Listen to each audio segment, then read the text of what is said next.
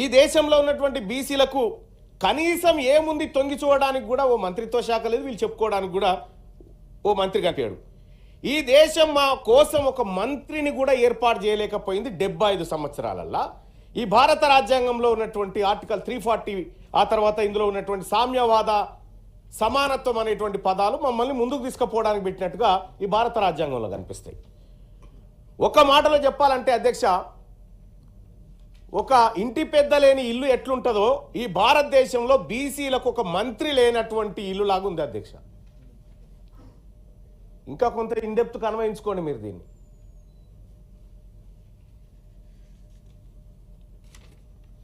దేశంలో 60% ఉన్న బీసీల వద్ద ఓట్లు ఉన్నాయి కాబట్టి మీకు మరి మా ఇంటి పెద్ద ఏడంటే ఇప్పుడు లేడు కానీ తాత్కాలికంగా గాడికి పోవని మైనార్టీ శాఖ కింద నెట్టేసారు సార్.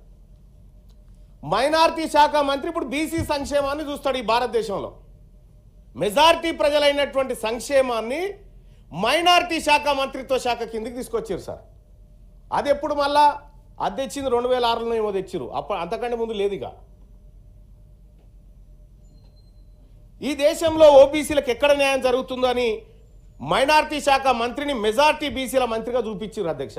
న్యాయం జరగగల పొరపాటున మైనార్టీల సంక్షేమానికి ఒక మంత్రిత్వ శాఖ ఉన్నట్టే మెజార్టీ ఓబీసీలకు ఎందుకు లేదని నేను అడుగుతా ఉన్నా అధ్యక్ష. ఈ దేశంలో సుమారు 50 పైచీలకు మంత్రిత్వ శాఖలు ఉన్నాయి అధ్యక్ష. ఒక్క మంత్రిత్వ శాఖ మా కోసం పెట్టలేకపోయిన ప్రభుత్వాలు మమ్మల్ని పైకి తీసుకొచ్చి ఆలోచన చేస్తున్నాయని 78 ఏళ్ల సంది చెప్తా ఉంటే ఆ మోసపు మాటలు ఇని ఇని ఇని ఇసుకొస్తా ఉంది అధ్యక్ష మాకు బీసీలకు. ఆర్థిక సమానత్వం గురించి దేశంలో ఉన్నటువంటి సంపద అందరూ ప్రజలకు సమానంగా పంచబడాలి, తద్వారా అందరూ ఈక్వల్గా కనిపించాలనేది మన సమానత్వం గురించి మాట్లాడుకున్నాం. స్వాతంత్ర దినోత్సవం నాడు అదే, గణతంత్ర దినోత్సవం నాడు అదే, గాంధీ జయంతి నాడు అదే మాట్లాడుకుంటాం. మరి ఆచరణలో ఎంతవరకు ఉంది దేశంలో? ఇదే భారత రాజ్యాంగంలోని ప్రియాంబుల్ పీఠికలో ఆర్థిక సమానత్వం అని రాసుకున్నాం. సోషల్ జస్టిస్, ఎకనామిక్ జస్టిస్ అని రకరకాలుగా రాసుకున్నాం. అంటే ఈ దేశంలో ఉన్న సంపద దేశంలోని అన్ని వర్గాలకు సమానంగా పంచబడాలి, తద్వారా ప్రజలందరూ ఆర్థికంగా సమానత్వం సాధించాలని పీఠికలోని ఆర్థిక సమానత్వం సారాంశం అధ్యక్ష. మరి జరిగింది ఏంది అధ్యక్ష? ఈ దేశంలో ఉన్న 140 కోట్ల మంది ప్రజలకు దేశ సంపద సమానంగా పంపిణీ జరిగి అందరూ ఆర్థికంగా ఈక్వల్గా ఉండాలని పీఠిక చెప్తా ఉంటే ఒక నివేదికను పరిశీలిద్దాం అధ్యక్ష. 1-2 నివేదికలు పరిశీలిద్దాం. WID వరల్డ్ ఇన్ఈక్వాలిటీ డేటాబేస్ అధ్యక్ష. ఆ నివేదికతో పాటు అంటే దాన్ని ప్రపంచ అసమానతల డేటాబేస్ కూడా అని అంటారు అధ్యక్ష. ఈ డేటాబేస్ని ఆక్స్ఫాము, ఫోర్బ్స్, హురూన్ సంస్థలు తయారు చేసి ప్రకటిస్తాయి అధ్యక్ష. ఈ నివేదికలు పరిశీలిస్తే మన దేశంలో ఆర్థిక సమానత్వం పెరిగిందా లేకపోతే ఇంకా దిగజారిపోయిందా మనకు అర్థమవుతుంది అధ్యక్ష. గతంలో అంటే 1972 నుంచి 73 NSSO అంటే నేషనల్ శాంపిల్ సర్వే ఆర్గనైజేషన్ అనే సంస్థ, దానికి ఇంకో పేరు కూడా ఉంది, నేషనల్ స్టాటిస్టికల్ ఆర్గనైజేషన్ అనేటువంటి సంస్థ. ఇవన్నీ సర్వే సంస్థల అధ్యక్ష. ఈ దేశంలో ఉన్నటువంటి ఆర్థిక అసమానతలు, ప్రజల మధ్య ఉన్నటువంటి వ్యత్యాసాలను ఇవి క్షుణ్ణంగా పరిశీలించేటువంటి సంస్థలు. ఈ నివేదికలు ఒకసారి చూస్తే అధ్యక్ష, ఇవి ప్రతి 5 ఏళ్ళకోసారి దేశవ్యాప్తంగా సర్వేలను బయటపెట్టాయి. కానీ 2011లో ఒక సర్వే ఆగిపోయింది. తర్వాత CMI centre for monitoring Indian economic మరియు consumer pyramid household survey అని నిర్వహించారు అధ్యక్ష. ఈ అన్ని సర్వే రిపోర్ట్లను పరిశీలిస్తే ఈ దేశంలో పేదవారి జాతకాలు, పెద్దవారి జాతకాలు మొత్తం బయటకు వస్తాయి అధ్యక్ష.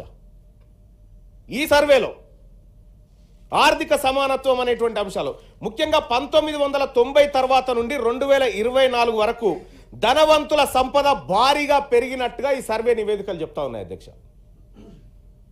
ముఖ్యంగా 2022-23లో 1% ఉన్నటువంటి సంపన్న వర్గాల దగ్గర 40% సంపద పోగుపడ్డది అధ్యక్ష.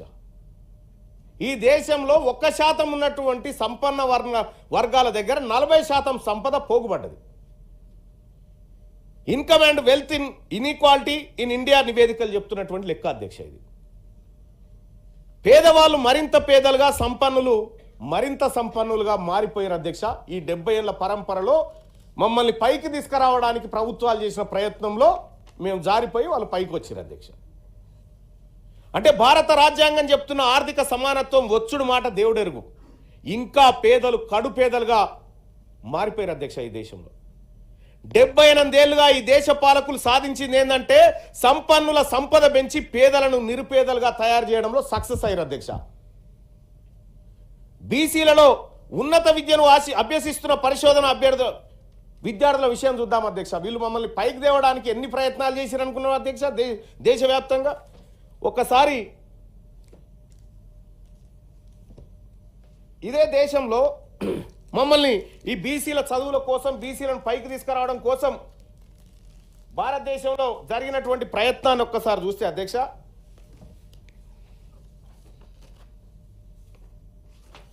రైట్ 2014-15లో భారత ప్రభుత్వం 16 లక్షల కోట్ల బడ్జెట్ పెట్టింది అధ్యక్ష మా బీసీ పిల్లల చదువుల కోసం. అందులో కూడా ఒక్క చదువు కాదు, మళ్ళా pre matric scholarships, top class school education support, college education, IIT IIM support, construction of hotels, hostels of boys and girls, scholarship for higher education, overseas studies, national fellowship, venture capital fund, PM Dakshin for backward classes, national backward classes finance and development corporation, ఇట్లా వివిధ మార్గాల ద్వారా బీసీలకు 2014-15 ఆర్థిక సంవత్సరంలో భారత ప్రభుత్వం 16,63,000 కోట్ల రూపాయల బడ్జెట్ పెడితే ఈ దేశంలో 60% ఉన్న బీసీ పిల్లల కోసం ఆ 16 లక్షలకి 54 కోట్లు పెట్టింది అధ్యక్ష.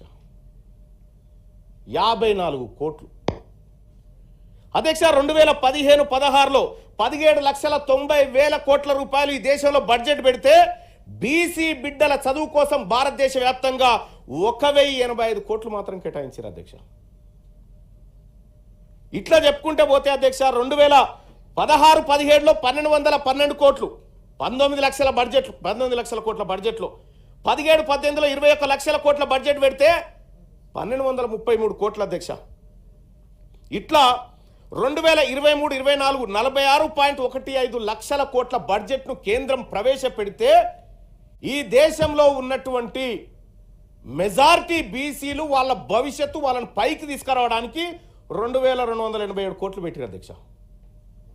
మొత్తం ఇప్పటి వరకు గడిచిన 10 ఏళ్లలో బీసీలను ఆర్థికంగా, బీసీలను విద్యాపరంగా పైకి తీసుకురావడానికి ఈ దేశం మా కోసం పెట్టినటువంటి ఖర్చు 10 ఏళ్లలో 15,000 కోట్లు పెట్టింది అధ్యక్ష. 15,855 కోట్లు పెట్టింది.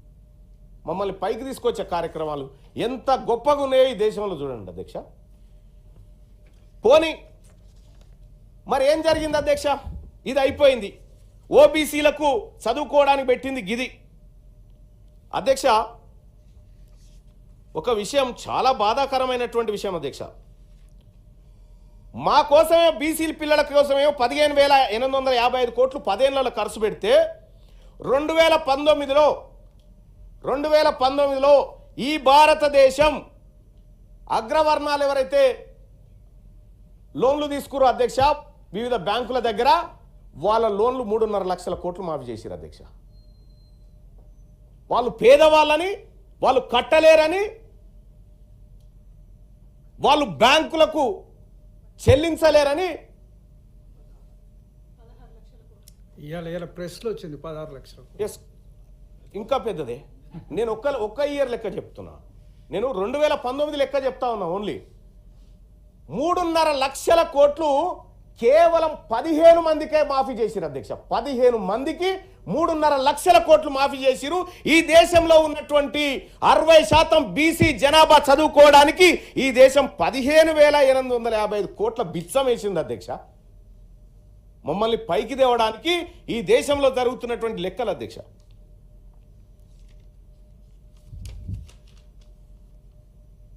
అధ్యక్ష,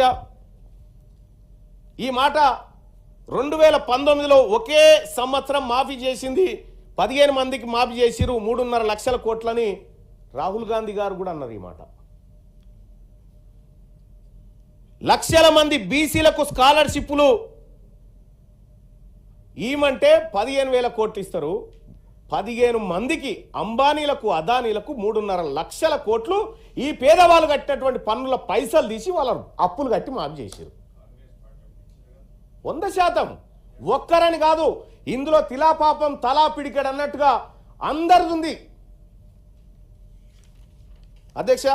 దీన్ని బట్టి ఏమర్థమవుతా ఉంది, బీసీల పరిశోధనకి ఇచ్చినటువంటి డబ్బులు బీసీ పిల్లలు పరిశోధన చేయడానికి 165 కోట్లు ఇచ్చారు అధ్యక్ష. వీళ్ళు 165 కోట్లే.